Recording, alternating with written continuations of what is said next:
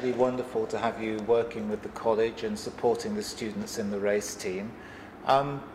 You've now had some experience with us. Could you tell us a little bit about your own experience and what background you've got in racing and the whole business, really? Well, I did it originally what all Formula One drivers do, started in kart racing. I won a couple of championships in that, and then somebody noticed me and put me into cars, racing GT sports cars.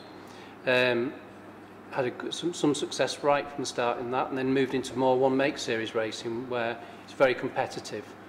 So I specialised in one-make series racing, moved into supporting the British touring cars, then went to race a single-seater, had a big accident, and then didn't race for a couple of years, and then moved into the GT side and sports car side of racing, eventually becoming a works Chevron driver and racing the British GTs.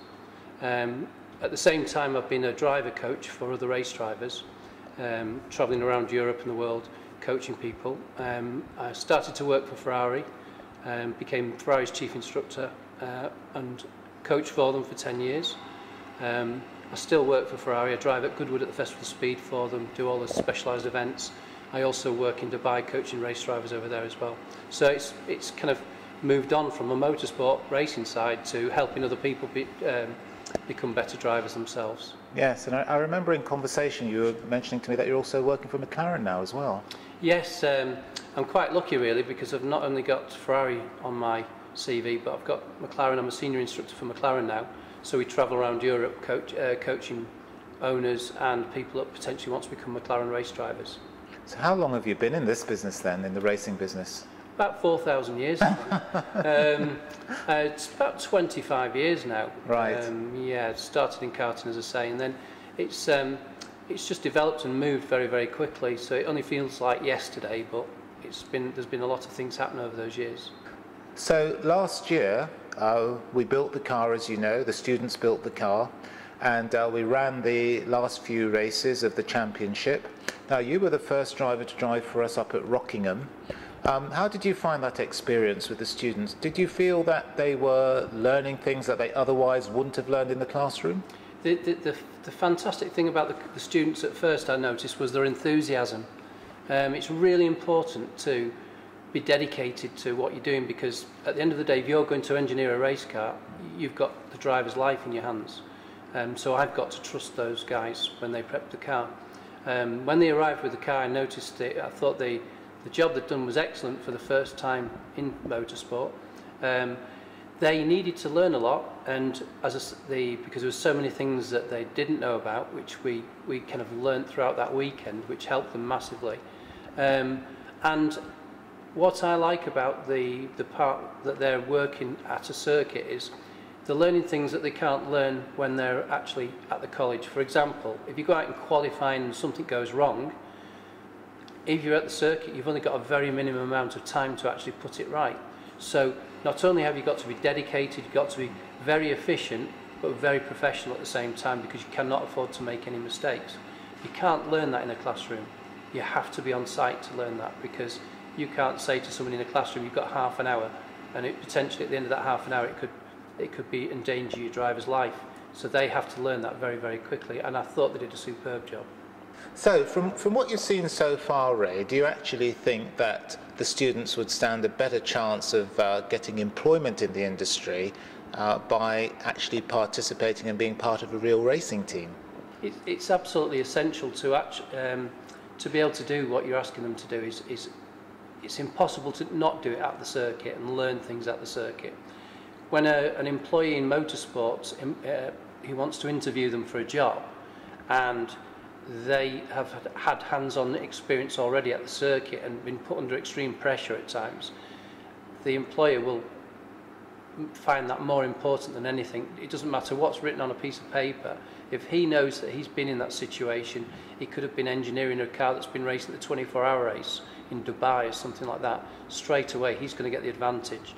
There's a lot of racing teams out there that do like to take people that are new to the sport on in a smaller capacity, but you can only learn by starting at the bottom, and if you're willing to do that, you can go all the way to Formula One. If somebody just came to me with a certificate and said, I've got this credential to say that I can do the job, and I said to him, well, so what did you do at the circuit? And he said, well, I've never been to a circuit. And then I've got a guy that's just explains to me what he's physically done with a racing team at a circuit in the extreme pressure that we have at motorsport. Motorsport is one of the most competitive all-round team events in the world, and the only way you can learn is by putting into that position. And I think these guys, they've got the enthusiasm, they just need people like ourselves, the college, yourself and myself, to give them the confidence that they have got the potential to do that. If we can do that, we've done our job correctly. And I know for sure that through watching their enthusiasm and how much they want to learn at the race meetings, that they've got everything that's required to become good race engineers.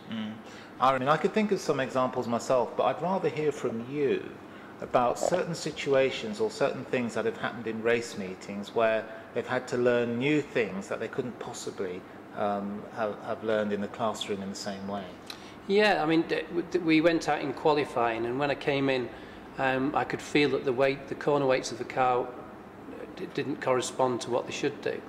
And the students wanted to know how the car felt, and I explained to them that it was unbalanced. And then we had to, luckily enough, there were some corner weight scales at the race meeting where I could put the car on the corner weight scales and point out what was happening and what was physically happening with the car with the weight on each corner. And as you say, they were surrounding me and listening to this, and then they were asking, well, how can we cure it for you so that the car can be quicker? And then once we started to discuss it as a team, because that's what we are at the end of the day, as a team, and I pointed out ways that they could put it right, straight away they wanted to grab spanners and start undoing everything, and I had to kind of calm them down a little bit because they just wanted to get stuck in and make the car quick. But they learnt about the corner weights, the geometry of the car, the ride height, using did it have anti-roll bars on, how much body roll was on the car.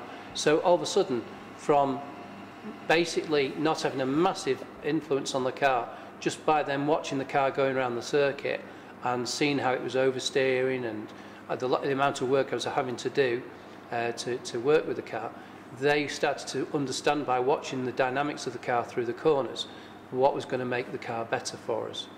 So it sounds like then that they're getting all sorts of experience, not just obviously the experience they've had of actually building the car, but actually going out on circuit, watching how the car behaves, and actually being part of, creating remedies to make the car work better and run faster. What about the logistics of racing? What about understanding how race days work? Do you think this sort of thing helps them to do that? Yeah, because I mean, when you're at college, you do so many hours a day, and you've got a set amount of information to learn about. At a race meeting, you don't have that benefit. You've got to get stuck in straight away. You can't afford to sit around or wait. You've got to get stuck in and understand what we need to do in the amount of time we've got. And you've got to be very, very efficient. So you have to start working as a team to work, what do we need for this job? How much time have we got to get to that position? And we started to find that people were finding key areas that they were taking over. For example, when the car comes in, you need to know what the tyre pressures are. You need to work to check the tyre parameter pressures over the car, over the tyre, to see how the cambers of the car are working, which they didn't know before. All of a sudden, once you explained to them how important it was to find these things out, they just wanted to, as soon as the car stopped, they were straight onto the car and trying to work out what we needed to do to get a better setting on the car. So it's a big motivator then for them to understand why they're doing the topics they are in the classroom. Like even basic maths, for example, goes a long way, doesn't it, in this regard? It's unbelievable, because I'm the same as half the guys that were at the race meeting. I'm rubbish at maths.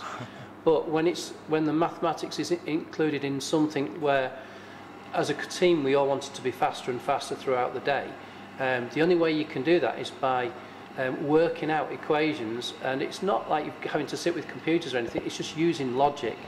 But when you started to look at numbers, all of a sudden the numbers become interesting, rather than a number that makes you glaze over. You realise if you do that, that will happen, and that's what you're looking for. And they were all the same as myself. They always wanted to look at the stopwatch, see if any improvements they made had actually made the car faster.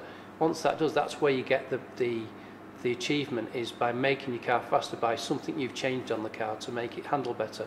We're really pleased to have your experience to help the students to really find out what the real world of racing is about. But as a busy person, you didn't have to do this. So do you find it rewarding to do what you're doing, and in what way? As you know yourself, Kevin, money is very important in your life, but satisfaction is more important. And to help somebody, I was the same as these kids, where I was just an average guy at school, where I was an average intelligence, but I had a dream of something I wanted to do. And I had to push and push and push until I got where I wanted to go. And I believe that each and every student that comes to our college is capable of taking on the world, basically. It just needs people like us behind them to help them, to give them the confidence to say, you are capable of anything you want to do in the world. And motorsport's the direction you've picked, so we are now going to help you as much as we can. You've got to put a lot of the effort in, but we can make it a little bit easier for you. And if I see us get any of our engineers or students into British touring cars or Formula One, I'll have a big smile on my face. And as I'm sure they will too. Ray Grimes, motor racing driver and instructor, thank you so much. Thank you very much. Thank you.